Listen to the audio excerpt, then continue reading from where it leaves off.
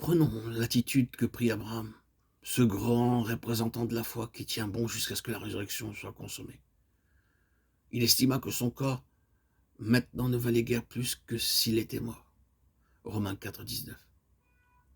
C'est là en effet l'expression employée par l'apôtre au sujet d'Abraham. Son corps était aussi bon que s'il était mort. C'est la même expérience à laquelle Paul lui-même fera allusion plus tard quand il dira en parlant de sa vie: nous en avions fait à part nous le sacrifice pour apprendre à ne pas nous confier en nous-mêmes, mais en Dieu qui ressuscite les morts. 2 Corinthiens 1, 9.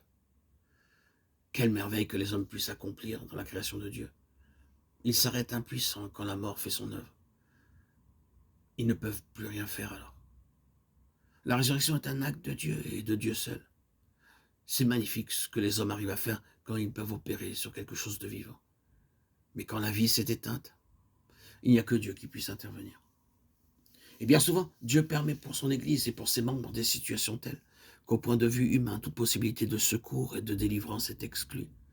Et s'il se comporte ainsi, c'est simplement pour faire une démonstration dont il veut se réserver toute la gloire sans que l'homme puisse y trouver la plus grande occasion de se mettre en avant. Il ne sera pas possible de nous ressusciter nous-mêmes, qu'il ne nous est possible de nous crucifier nous-mêmes. Mais nous ne devrons pas perdre de vue que toutes ces voies à notre égard ont cet objectif-là, manifester la puissance de sa résurrection.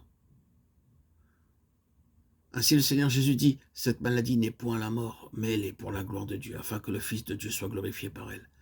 Glorifié, c'est à cet ordre de choses-là que nous sommes, frères et sœurs en Christ, bien-aimés, voués. En d'autres termes, par notre consécration, nous nous sommes engagés sur la voie du désespoir, humainement parlant, mais que nous sommes lents à l'accepter quand nous en venons au fait et au prendre, quand les circonstances prennent une tournure désespérée. Nous nous regimbons et nous pensons que tout va de travers. Peut-être que tout va bien au contraire du point de vue de Dieu. Désespérer la situation l'est bien, et de penser que c'est le chemin de Dieu n'enlève rien à l'acuité de notre détresse ou à son horreur.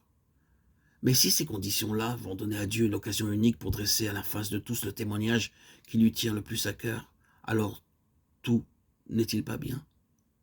Pour finir, en tout cas, nous pourrons constater que tout est bien. Quand nous aurons sous les yeux dans l'éternité toute l'histoire de l'Église qui est son corps, et que nous nous rendrons compte de toutes les fournaises par lesquelles elle a dû passer, nous serons obligés de confesser qu'aucune organisation humaine, aucune institution terrestre n'eût été capable de supporter ce que les saints ont supporté et de survivre à de telles creusées. Quand nous pourrons comprendre tout cela à la lumière de l'éternité et l'apprécier avec des critères vraiment spirituels, nous reconnaîtrons que rien ni personne ne pouvait réaliser cet exploit si ce n'est Dieu lui-même. Et nous n'aurons plus aucun doute que cet instrument-là ne soit réellement devenu le véhicule, le moyen d'expression de l'infinie grandeur de sa puissance.